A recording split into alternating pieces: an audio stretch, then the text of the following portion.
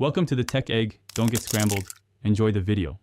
You start by opening Google Play Console and selecting the app. You need owner or release manager access to proceed. Once in, make sure your local build has a higher version code and an updated version name so Play recognizes the update. Next, sign and generate a production-ready APK or AAB with the correct upload key. This prevents signature mismatches. While you export, prepare release notes and a brief changelog, because Play will ask for these when you create the release. You now create a new release under the production track and upload your signed APK or AAB. The console validates the bundle and shows warnings you must address. Once uploaded, add clear release notes and pick the rollout type, full, staged, or internal, because staged rollouts reduce risk.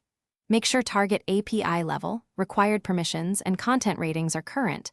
Update declarations if Google flags issues. After adjusting, click Save so the console stores your draft before the final review.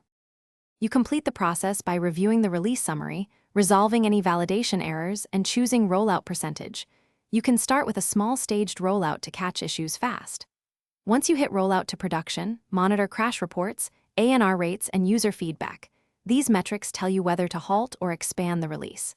If problems occur, check upload key/signature mismatches, API target failures, or permission rejections. Fix the build, increment the version code again, and submit a new release. Thanks for watching. Consider subscribing if I helped unscramble your problems.